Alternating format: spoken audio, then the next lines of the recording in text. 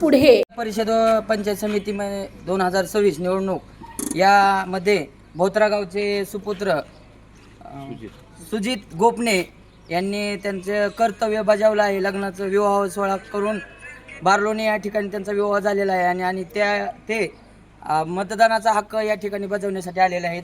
आपण त्यांच्याशी थोडंसं हितगुज करणार आहोत। जीवनाचं कर्तव्य बजावलं आहे, आता मतदानाचा हक्क बजावणार आलो आहे।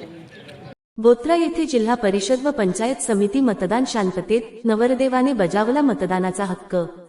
जिल्हा परिषद आणि पंचायत समितीच्या निवडणुकांसाठी परंडा तालुक्यातील भोत्रा येथे सकाळपासूनच मतदारांमध्ये उत्साह दिसून येत होता। या सार्वत्रिक निवडणुकीत गावातील मान्यवर आणि ग्रामस्थांनी सक्रिय सहभाग नोंदवला।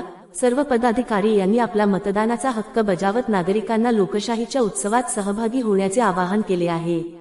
शांततेत मतदान। भोत्रा येथील मतदान केंद्रावर सकाळपासूनच प्रक्रिया अत्यंत सुरळीतपणे पार पडत आहे।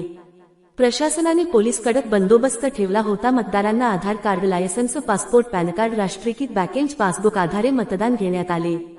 भोत्रा येथे पुरुषांचे एकूण मतदान झालेले 635, महिलांचे एकूण मतदान झालेले 523, एकूण मतदान झालेले 1158। माहितीनुसार भोत्रा येथे मतदान पूर्ण झाले असून दुपारनंतर मतदानाचा वेग वाढला होता। प्रशासकीय सज्जता, निवडणूक प्रक्रियेत पारदर्शकता आणि सुव्यवस्था राखण्यासाठी राज्य निवडणूक आयोगाच्या मार्गदर्शनानुसार कडक व्यवस्था करण्यात आली होती। परंडा तालुक्यातील भोत्रा गटांत आणि सोनारी गणांत आज मतदान झाले असून राज्यातील 12 जिल्हा परिषदा व 125 पंचायत समित्यांसाठी मतदानाची प्रक्रिया पडली। भोत्रा गावामधील मतदारांचा कल कोणाकडे असणार याकडे सर्वांचे लक्ष लागले आहे। गावातील पोलीस पाटील, आजी, माजी सरपंच, उपसरपंच सदस्य, आशा कार्यकर्ते इत्यादी उपस्थित होते।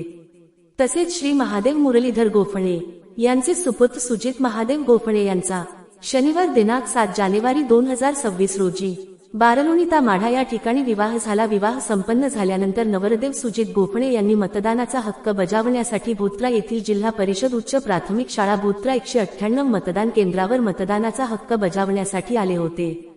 जनहितार्थ न्यूज, एक पाऊल पुढे। मुख्य संपादक धनंजय गोफणे। आपल्या परिसरातील बातम्या पाहण्यासाठी चॅनलला सबस्क्राईब करा, व्हिडिओला लाईक करा आणि बेल आयकॉन दाबायला विसरू नका।